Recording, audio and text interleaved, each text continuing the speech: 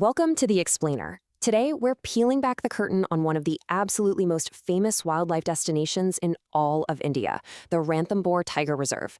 Now, you might picture it as this pristine, untouched wilderness where majestic Bengal tigers just roam freely among ancient ruins. And while it is incredibly beautiful, keeping this park functioning is actually a massive, highly complex balancing act. It's like a giant puzzle.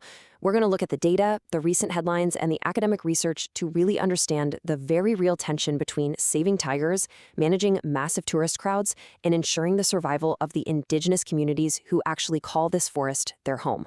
Okay, let's dive right into this. 101. That is the staggering number of safari vehicles recently penalized by the Ranthambore Tiger Reserve authorities. I mean, just think about that for a second. Over 100 vehicles packed with eager tourists getting slapped with fines during a brief little window between March and April. It made major headlines and immediately raised questions about what is actually going on out there on those dusty jungle tracks. So what triggered this massive crackdown? Well, the authorities found that these vehicles were completely flouting the strict rules of the jungle, specifically by blowing past the prescribed speed limit of 40 kilometers per hour during their park rounds. And, it wasn't just about speeding either. The department entirely barred 15 vehicles from entering the reserve because they were operating with inactive GPS tracking systems. They were literally told they cannot return until those systems are fully restored and verified. So the crucial takeaway here is that park management is taking a really firm stand. Wildlife safaris are incredibly fun, absolutely, but the authorities are making it crystal clear that tourist safety and wildlife protection simply cannot be compromised by reckless driving.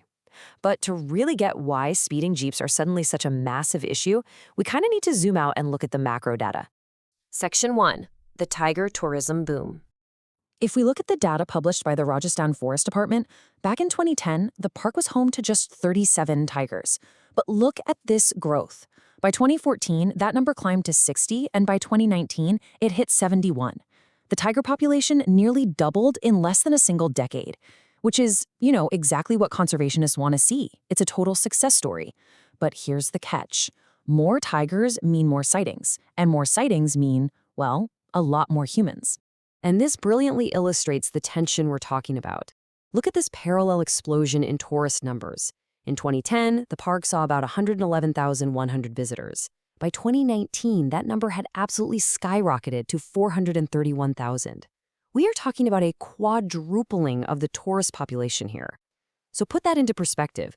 You have nearly twice as many apex predators and 4 times as many eager humans trying to catch a glimpse of them, all being crammed into the exact same ecosystem. Looking at the layout of Ranthambore, the dark green represents the core area. That's the critical tiger habitat. And the orange shows the buffer area. The entire reserve covers around 1,400 square kilometers, bordered by the Banas and Chambal rivers. But this limited geography, this is where the human-wildlife collision actually happens. Because it's not just tourists and tigers inside these borders. And this brings us to a really vital, often totally overlooked piece of the puzzle. While tourists experience a glamorous few hours on a jeep safari, the local communities surrounding this park face a daily, very real struggle for survival. Section 2. The human-wildlife conflict. It's really a tale of 2 entirely different realities. From the tourist perspective, Ranthambore is all about cameras, eco-lodges, and the thrill of the hunt for that perfect photo, right? But for the locals, things are drastically different. There are over 300 villages packed within just a 5-kilometer radius of the park. These villages are predominantly made up of the Meena, Mali, and Gujar communities. They rely heavily on agriculture and agro-pastoral livelihoods. For them, a soaring wildlife population means severe crop loss and livestock predation by wild animals. And here is a truly surprising fact from the research. Despite the massive tourist economy surrounding the park, less than 0.001% of the local population is actually involved in tourism activities. Let that sink in. They are absorbing the heavy costs of conservation without reaping any of the economic rewards. When researchers analyzed the friction between park management and those 300 surrounding villages, they found 2 distinct layers of conflict. First, you have the superficial conflicts, things like locals breaking rules to access the forest just because their traditional access was suddenly cut off. But then you have the deep-rooted conflicts. While park managers are focusing heavily on protecting tigers, locals are dealing with intense, uncompensated crop loss caused by wild ungulates like deer. And this breeds deep distrust and a feeling of discrimination against the Forest Department, especially when community participation programs end up being selective and exclude certain groups. It's essentially a powder keg of inequality. So how do we fix this? If harsh enforcement and exclusion policies are just creating resentment, what's the actual path forward? Section 3. Empowering local communities. The true secret to Ranthambore's long-term survival is a fundamental shift toward community-based conservation and local empowerment. Let's focus on the human element for a second to really understand this shift. Take the Majas, for example. The Majas are a specialized traditional hunting tribe in the region. Historically, hunting wasn't just a hobby, it was their main occupation and entire way of life. But with modern anti-poaching laws and the intense need to protect tigers, their traditional practices directly clashed with conservation efforts. Because they are a small group facing severe economic hardship, simply telling them to stop hunting doesn't solve the problem. It just creates a much more desperate situation. Which brings us to one of the absolutely most powerful statements in the academic research we reviewed.